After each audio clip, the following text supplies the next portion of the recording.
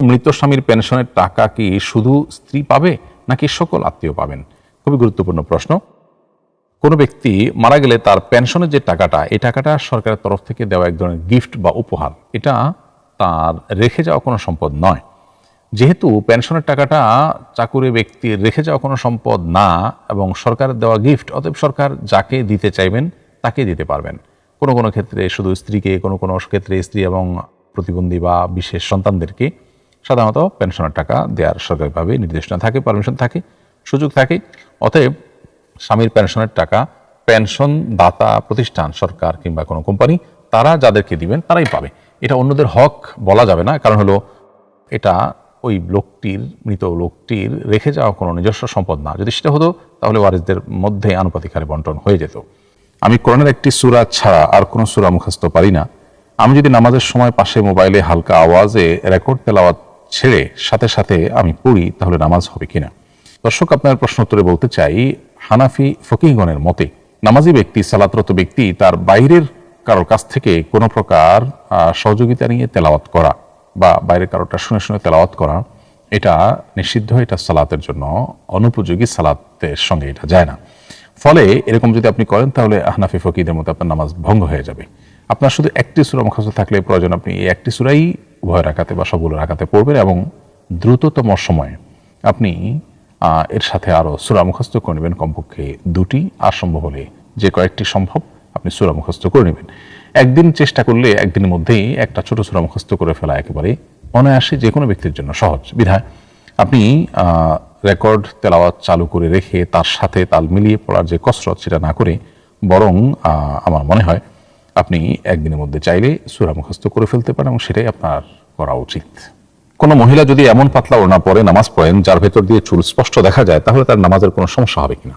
প্রিয় দর্শক, মেয়েদের জন্য নামাজের মধ্যে তার মুখমণ্ডল, দুই হাতের কবজি এবং দুই পায়ের পাতা, এগুলো ছাড়া বাকি পুরো শরীর তাকে ঢেকে সালাত আদায় করতে হবে। এই পুরো শরীর ঢাকার মধ্যে মাথার চুলও কিন্তু অন্তর্ভুক্ত। অতএব মাথার চুলও কিন্তু ঢেকেই নারীদেরকে সালাত আদায় করতে হবে। এখন যদি এত পাতলা ওড়না পরে কোনো নারী সালাত আদায় করেন যে তার ওড়না থেকে পরিষ্কারভাবে চুল দেখা যায় বা একইভাবে শরীরের কোনো অঙ্গ দেখা যায়, তাহলে সেক্ষেত্রে সেই ওড়না পরে সালাত আদায় করলে সালাত হবে না।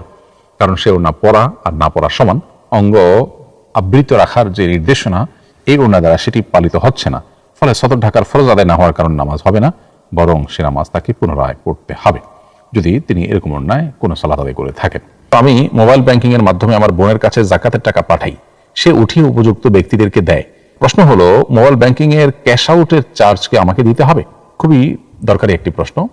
এই প্রশ্ন উত্তর হলো যে, আপনি যার কাছে মোবাইল ব্যাংকিং এর মাধ্যমে টাকা পাঠাচ্ছেন সেটা যদি আপনার প্রতিনিধি হয়, তাহলে সেক্ষেত্রে এর ক্যাশ আউটের চার্জ আপনাকে দিতে হবে। কারণ গরিবের কাছে পৌঁছানোটা আপনার দায়িত্ব, জাকাতের টাকা।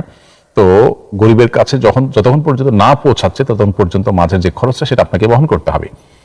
আর যদি মোবাইল ব্যাংকিং এর অ্যাকাউন্টটা গরিবই আপনাকে সরবরাহ করে এবং বলে যে আমাকে এখানে দেন, তাহলে সেক্ষেত্রে সেখানে যদি আপনি টাকা দেন তাহলে তার ক্যাশ আউটের চার্জ গরিব বহন করবে এবং জাকাত থেকে কাটা যেতে পারে, সেটা আপনি বহন করতে বাধ্য নন। কারণ হলো এক্ষেত্রে তার কাছে আপনি তার ডিমান্ড অনুযায়ী টাকা পৌঁছে দিয়েছেন, পৌঁছানোর পর এবার সেটা তোলার দায়িত্ব তার, যেহেতু তিনি বলেছেন এখানে পৌঁছাতে। যেহেতু আপনার বোন আপনার পক্ষ থেকে প্রতিনিধি হয়ে গরিবদেরকে বন্টন করেন, অতএব প্রতিনিধির কাজ আর যিনি প্রতিনিধি নিযুক্ত করেছেন উভয়ের কাজ একই হিসাবে বিবেচিত হয়। সেই হিসাবে আপনার এই মোবাইল ব্যাংকিং এর ক্যাশ আউটের চার্জ আপনাকেই বহন করতে হবে। জাকাত গ্রহীতা গরিবদের উপরে সেটি চাপানো যাবে না বা জাকাত থেকে সেটা কাটা যাবে না। কোনো মুসলিম মেয়ে যদি সাজসজ্জার অংশ হিসেবে সিঁদুর পড়তে চান, তাহলে তিনি পড়তে পারবেন কি না? উত্তর হলো যে, কোনোভাবেই কোনো মুসলিম নারী তিনি সাজসজ্জার অংশ হিসেবে হলেও সিঁদুর পরা জায়েজ হবে না, বরং এটি যদি তিনি লাগান এবং সিঁদুর যদি অঙ্কন করেন তার কপালে, তাহলে কুফরের সমূহ আশঙ্কা আছে।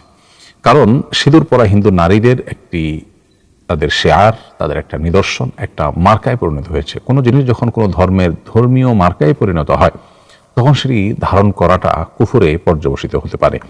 তো এই জন্য অন্তত এটি হারাম হবে, সেটি সন্দেহাতীতভাবে বলা যায়। সৌন্দর্যের অংশ হিসেবেও আমরা অন্য ধর্মাবলম্বীদের ধর্মীয় যে সিম্বল আছে সেটা ধারণ করতে পারি না, সেটা হারাম হবে। আর পরিস্থিতি বেঁধে এবং বিশ্বাসের সাথে সংশ্লিষ্ট থাকলে সেটা কুফর পর্যন্ত যেতে পারে। মৃত ব্যক্তির ব্যাংকে গচ্ছিত টাকার মালিক কে হবেন, নমিনি নাকি উত্তরাধিকারীগণ? সবাই। খুবই গুরুত্বপূর্ণ প্রশ্নের উত্তর হলো যে মৃত ব্যক্তির ব্যাংকে গচ্ছিত টাকা যেহেতু মৃত ব্যক্তির, অতএব তার মৃত্যুর পর এটির মালিক হবেন ওয়ারিসগণ। কারণ আমি নমিনি করে রাখা হয় শুধুমাত্র টাকা তোলবার সুবিধার্থে যে তিনি তুলবেন। বাকি নমিনি করার মানে এই নয় যে তিনি মালিক হয়ে যাবেন। হ্যাঁ, মৃত ব্যক্তি যদি নমিনি যিনি হবেন তাকে বলে যান বা এটা স্পষ্ট করে যান যে এটা তিনি তাকে গিফট করে যাচ্ছেন, মৃত্যুর পর এটা মালিক সে হয়ে যাবে।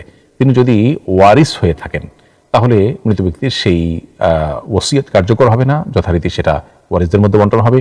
আর যদি তিনি ওয়ারিস না হয়ে থাকেন, এরকম কেউ নমিনি হয়, যেমন দাদার ব্যাংক অ্যাকাউন্টে নাতি নমিনি হলেন, তাহলে নাতির জন্য এরকম করে বলে যাওয়ার স্কোপ আছে, সেক্ষেত্রে তিনি মালিক হবেন। আর এমনিতে শুধু নমিনি করে গেলে ওয়ারিসরা মালিক হবেন, নমিনি নয়।